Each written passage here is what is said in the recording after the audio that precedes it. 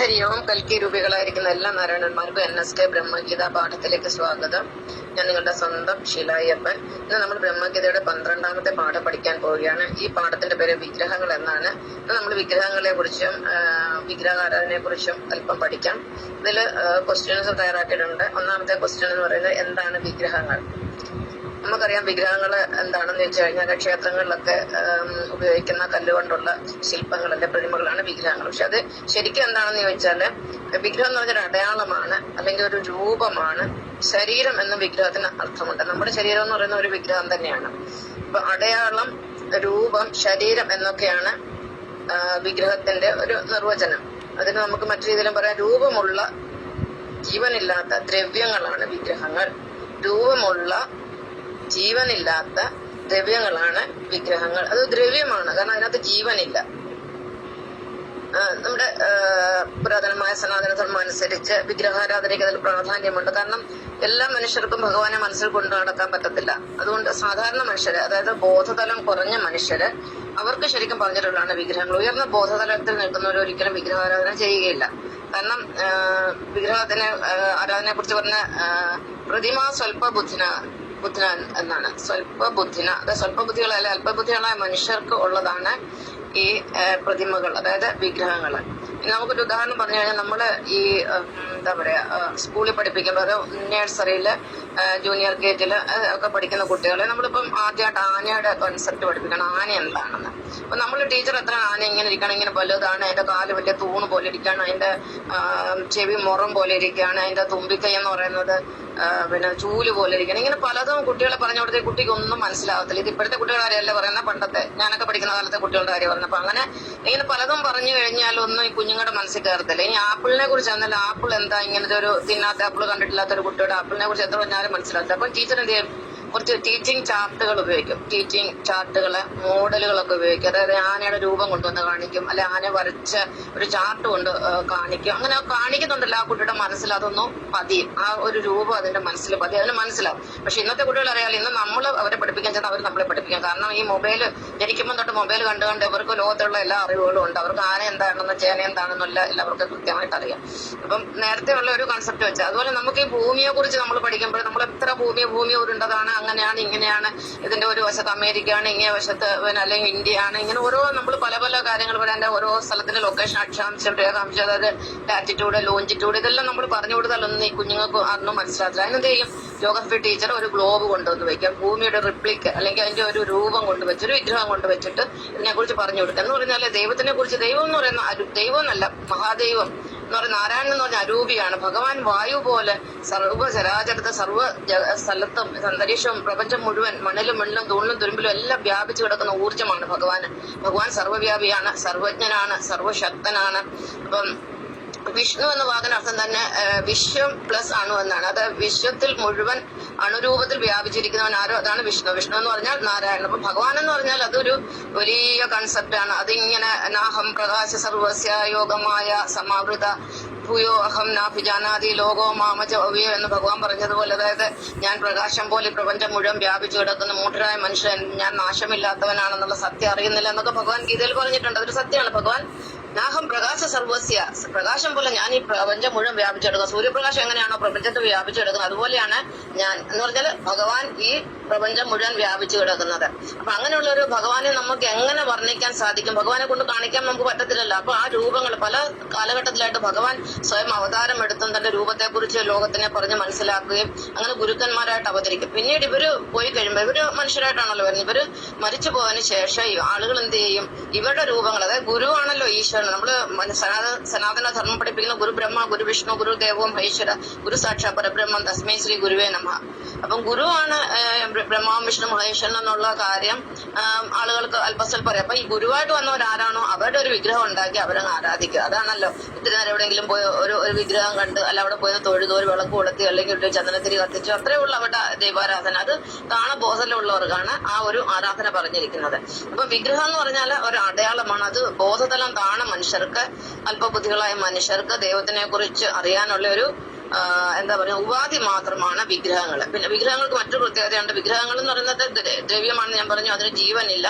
ഇത് നിർമ്മിക്കുന്ന തന്നെ മനുഷ്യരാണ്, ശില്പികളാണ് നിർമ്മിക്കുന്നത്. പക്ഷെ ഒരു തന്ത്രി അതിൽ പ്രാണപ്രതിഷ്ഠ നടത്തും. അതായത് അത് ഒരു തന്ത്രവിധികളൊക്കെയാണ്. അതനുസരിച്ച് പ്രാണപ്രതിഷ്ഠ നടത്തി കഴിഞ്ഞാൽ അതിലൊരു എനർജി, അല്ലെ ഓൾറെഡി തന്നെ എല്ലാ ദ്രവ്യത്തിലും എനർജി ഉണ്ട്. ദ്രവ്യം എന്ന് പറയുന്നത് ഊർജ്ജത്തിൽ നിന്നാണ് ഉണ്ടാകുന്നത്. ഊർജ്ജത്തെ ദ്രവ്യമാക്കാവുന്ന, ദ്രവ്യത്തെ ഊർജ്ജമാക്കാവുന്ന സയൻസ് നമ്മളെ പഠിപ്പിക്കുന്നുണ്ട്. ആറ്റം ബോംബിന്റെ പ്രവർത്തനത്തിൽ തന്നെ അത് തന്നെയാണ്.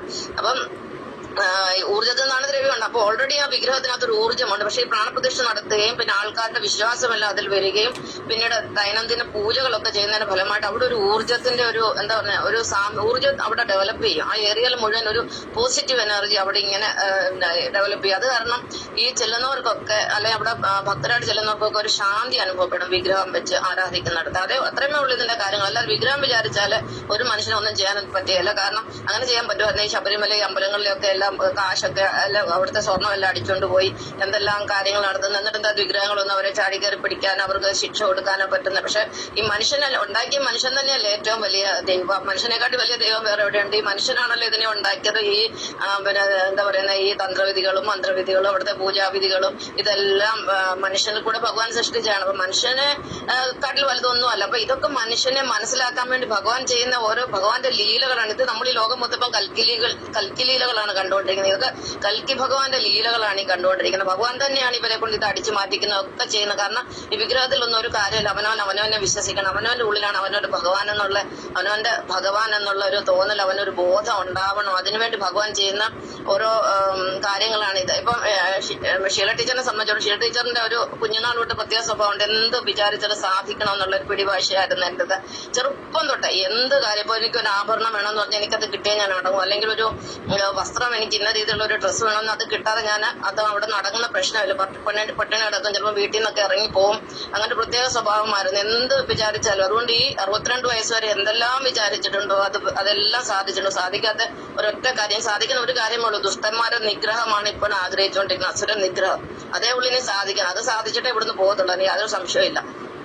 അപ്പൊ എന്തായാലും അങ്ങനെ സ്വഭാവമായിരുന്നു. അപ്പൊ എനിക്ക് ചെറുപ്പം ഉണ്ടായ കാലം തൊട്ടേ ഞാൻ ഭക്തിയിലുള്ളത് കൊണ്ട്, ഭഗവാനെ അറിയാവുന്നത് കൊണ്ട് ഞാൻ ഈ വിഗ്രഹത്തിലൊന്നും എനിക്ക് വിശ്വാസമില്ല. അമ്പലത്തിലൊക്കെ എന്റെ പേരൻസ് തന്നെ അമ്മയും മുത്തശ്ശനും ഒക്കെ അവര് അമ്പലത്തിൽ കൊണ്ടുപോകും. അപ്പൊ അവരിങ്ങനെ നിർബന്ധിച്ച് കൊണ്ടുവന്നോണ്ട് ഞാനങ്ങ് പോകും. അവിടെ ചെന്ന് ഞാൻ തൊഴും, അവരോട് നിൽക്കും. എനിക്ക് അവിടുത്തെ കാണാനും ഒക്കെ ഇഷ്ടമാണ്. അവിടുത്തെ ദീപാരാധനയും കാര്യങ്ങളും ഒക്കെ അതൊക്കെ ഇഷ്ടമുള്ള കാര്യങ്ങളാണ്. അപ്പൊ അങ്ങനെ പോകും എന്നുള്ളത്. പിന്നെ എന്റെ ഈ സ്വഭാവത്തിനൊന്നും ഒരു മാറ്റവും വന്നില്ല. അപ്പൊ ഇവര് പറയാം ഭഗവാനോട് പ്രാർത്ഥിക്കും. ഇവര് കൊണ്ട് വഴിപാട് നടത്തും. എന്റെ മനസ്സ് മാറാനും എന്റെ സ്വഭാവം മാറാനും ഒക്കെ മുത്തശ്ശിയും അമ്മയും കൂടെ പോകാത്ത അമ്പലങ്ങളില്ല. അതുപോലെ എന്നെയും കൊണ്ട് പോകാത്ത പിന്നെ എന്താ പറയുന്നത് പുരോഹിതന്മാരുടെ അടുത്തും ജ്യോതിഷരുടെ അടുത്തും അവിടെ കൊണ്ടുപോയി എന്നെ കൊണ്ട് ചരട് കെട്ടിക്കുകയും എന്റെ സ്വഭാവത്തിന് മാറ്റം വരുത്താൻ വേണ്ടി അവർ ഒരുപാട് ചെയ്തു. ഇവൻ പള്ളിയിലെ അച്ഛന്മാരോട്ട് ഫാദർമാരുടെ അടുത്ത് അവർക്ക് പരിചയമുള്ളിടത്ത് വരെ കൊണ്ടുപോയി എന്നെ കൊണ്ട് പ്രാർത്ഥിപ്പിക്കുക, എനിക്ക് ഓരോന്നൊക്കെ പറഞ്ഞു തരുകയും. പക്ഷെ ഇവരാരും ഈ ഭൂമിയിൽ, അത് അന്നും ഇന്നും ഒരു മനുഷ്യർ വിചാരിച്ച 1 മില്ലിമീറ്റർ പോലും എന്റെ മനസ്സ് മാറ്റാൻ പറ്റത്തില്ല. അത് ഇന്നും പറ്റത്തില്ല, അന്നും പറ്റത്തില്ല. എനിക്ക് അതുകൊണ്ട് ഈ വിഗ്രഹം ഒന്ന് വിചാരിച്ച് എന്നെ ഒന്നും ചെയ്യാൻ പറ്റത്തില്ല. ഞാൻ സ്വയം വിചാരിക്കണം എനിക്ക് എന്തെങ്കിലും മാറ്റം വരുത്തണമെങ്കിൽ.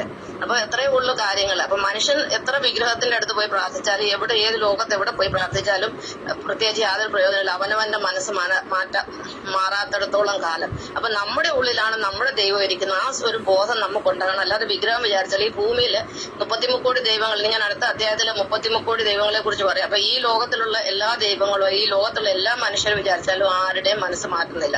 ഈ ലോകം മുഴുവൻ മാറിക്കൊണ്ടിരിക്കുക, ഭൗതികമായിട്ട് മാറിക്കൊണ്ടിരിക്കുക, ശാസ്ത്രത്തിൽ മാറിക്കൊണ്ടിരിക്കുക. പക്ഷെ മനുഷ്യന്റെ സ്വഭാവത്തിന് ഒരു മാറ്റമില്ല. പണ്ടത്തെ ത്രേതായുഗത്തിലെയും ദ്വാപരയുഗത്തിലെയും സത്യയുഗത്തിലെയും മനുഷ്യരാണ് ഇപ്പോഴും ഇരിക്കുന്നത്. പണ്ടത്തെ ദുശാസനന്മാരും, അതായത് സ്ത്രീകളുടെ വസ്ത്രാപഹരിക്കുന്നവരും, സ്ത്രീകളെ ബലാത്സംഗം ചെയ്യുന്നവരും, സ്ത്രീകളെ തട്ടിക്കൊണ്ടു പോകുന്നവരും, പിന്നെ കുട്ടികളെ പീഡിപ്പിക്കുന്നവരും, മൃഗബലി കൊടുക്കുന്നവരും, അതുപോലെ കശാപ്പ് ചെയ്യുന്നവരും, അങ്ങനെ നെഗറ്റീവായിട്ട് തോന്നുമ്പോൾ അങ്ങനത്തെ ആളുകളാണ് ഇവിടെ കൂടുതലുള്ളത്. പക്ഷെ നല്ല മനുഷ്യരും ഇല്ല, നല്ല മനുഷ്യരുണ്ട്, മറ്റുള്ളവർക്ക് വേണ്ടി നന്മ ചെയ്യുന്നവര്. അപ്പൊ അവര് ഒക്കെ ചെയ്യുന്നത് എന്ന് പറഞ്ഞാൽ ഇതെല്ലാം ഈശ്വരന്റെ ഭഗവാന്റെ ഒരു നിർദ്ദേശം അനുസരിച്ച് ഭഗവാൻ വിചാരിച്ചിട്ടുണ്ട് എത്ര പേര് നല്ലവര് വേണം, എത്ര പേര് ഇവിടെ മോശം വേണം, എത്ര പേര് ഇവിടെ സാധാരണ നിലയിൽ വലിയ കുഴപ്പമില്ലാതെ ഈ നിർഗുണ പരബ്രഹ്മങ്ങളായിട്ട് വേണം. ഇതെല്ലാം നാരായണന്റെ തീരുമാനം അനുസരിച്ചാണ് ഈ ലോകത്ത് നടക്കുന്നത്. അപ്പൊ വിഗ്രഹങ്ങൾ എന്ന് പറഞ്ഞാല് അത് അടയാളങ്ങളാണ്, രൂപങ്ങളാണ്. അതിന് കാര്യമായ ശക്തി ഒന്നുമില്ല. പക്ഷെ വിഗ്രഹം ഇരിക്കുന്നിടത്ത്, പൂജിക്കുന്നിടത്ത് ഒരു പോസിറ്റീവ് ഊർജ്ജം തീർച്ചയായിട്ടും ഉണ്ടാവും. ഒരു വിഗ്രഹം വിചാരിച്ചാൽ ആർക്കും ഒന്നും ചെയ്യാനും പറ്റത്തില്ല. ഒരു പിന്നെ ശിക്ഷയും കൊടുക്കാൻ പറ്റത്തില്ല, യാതൊന്നും ഒരു വിഗ്രഹത്തിന് ചെയ്യാൻ പറ്റത്തില്ല. അങ്ങോട്ടായിരുന്നു എന്നെ പണ്ടേ എന്റെ മനസ്സ് മാറ്റിയതിനോ വിഗ്രഹങ്ങളെല്ലാം കൂടി അമ്പലത്തിലെ പൂജാരിമാരോ അല്ലെ ജ്യോതിഷികളോ അല്ലെങ്കിൽ ഇവര് ഈ ബന്ധുക്കാരും സ്വന്തക്കാരും നാട്ടുകാരും ഈ പുരോഹിതന്മാരും ഒക്കെ വിചാരിച്ച് എന്നെ എന്റെ മനസ്സ് മാറ്റാൻ പറ്റില്ല. പക്ഷെ ആര് വിചാരിച്ച മനസ്സ് മാറിയില്ല. പക്ഷെ എന്റെ മനസ്സിന് മാറ്റം സംഭവിച്ചു. സ്വയം മാറിയതാണ് ഗുരുവിന്റെ അടുത്ത് ചെന്നപ്പം ഗുരുവിന്റെ വചനങ്ങളൊക്കെ കേട്ടപ്പോൾ എനിക്ക് നല്ലതായിട്ട് തോന്നി. അന്നോട്ട് ഞാൻ സ്വയം മാറാൻ തുടങ്ങി. അപ്പൊ ഇങ്ങനെയാണ് പിന്നെ ഈ വിഗ്രഹത്തിന്റെ കാര്യം. ഇനി മറ്റൊരു കാര്യം പറഞ്ഞാൽ ഞാൻ നേരത്തെ ഒരുപാട് ഉദാഹരണം പറഞ്ഞു. കുഞ്ഞുങ്ങളെ ടീച്ചിങ് എയ്ഡ്സ് ഒക്കെ കാണിച്ചിട്ട് കൺസെപ്റ്റുകളൊക്കെ പഠിപ്പിക്കുന്നുണ്ട്, ഗ്ലോബ് കാണിച്ചിട്ട് ഭൂമിയെ പറ്റി പഠിപ്പിക്കുന്നുണ്ട്. എന്ന് പറഞ്ഞാൽ ചെറുപ്പത്തിൽ തൊട്ട് എനിക്ക് അച്ഛനില്ലാത്തതുകൊണ്ട് ഞാൻ ഈ അച്ഛനെ എങ്ങനെ ഇരിക്കുന്നൊന്നും എനിക്കറിയത്തില്ല. ഞാനിങ്ങനെ അച്ഛന് നിനക്കൊരു അച്ഛനുണ്ടെന്നുള്ള നമുക്കറിയാം, പക്ഷെ അത് എങ്ങനെ ഇരിക്കാൻ കാണാത്തിടത്തോളം കാലം നമുക്കറിയത്തില്ല. ഞാൻ അമ്മയുടെ അടുത്ത് ചോദിക്കും ഫോട്ടോ ഉണ്ടോ, അമ്മയെ ഫോട്ടോ ഒക്കെ ഉണ്ടായിരുന്നു പറഞ്ഞ കല്യാണ കൂടൊക്കെ അമ്മ ദേഷ്യപ്പെട്ടിട്ട് വലിച്ചു കയറി കളഞ്ഞത്. അപ്പൊ അച്ഛൻ എങ്ങനെ ഇരിക്കും എങ്ങനെ ഇരിക്കും. ഞാൻ പക്ഷെ 4-5 അച്ഛനെ കണ്ടിട്ടുണ്ടെങ്കിൽ എനിക്ക് അച്ഛന്റെ മുഖം ഇന്നും എനിക്ക് ഓർമ്മയില്ല.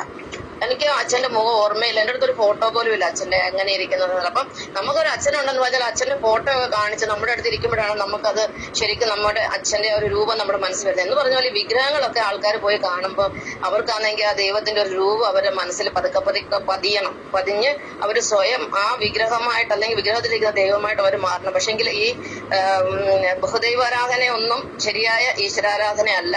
നമ്മളെന്ന് പറഞ്ഞ ഒരു വ്യക്തി എന്ന് പറഞ്ഞ ഒരൊറ്റ വ്യക്തിയാണ്. അല്ല നമ്മളെന്ന് പറഞ്ഞ 1000 വ്യക്തികൾ ചേർന്ന് വന്നവർ അല്ലെങ്കിൽ 33 കോടി ദൈവങ്ങളൊന്നും ചേർന്നല്ല നമ്മള്. ഇനി അതിനെക്കുറിച്ചൊക്കെ ഞാൻ കൂടുതലായിട്ട് അടുത്ത ക്ലാസ്സിൽ പറയാം. ഇത് കാര്യങ്ങളൊക്കെ പറഞ്ഞു പോകുമ്പം മണിക്കൂറുകൾ പോലും ഇരുന്ന് പറയാൻ പറ്റുന്നതാണ്. പക്ഷെങ്കിൽ നമ്മുടെ ഈ സമയം ലിമിറ്റ് ചെയ്യേണ്ടത് കൊണ്ട് ഞാനിപ്പോ ഇവിടെ നിർത്തുകയാണ്. നന്ദി, നമസ്കാരം.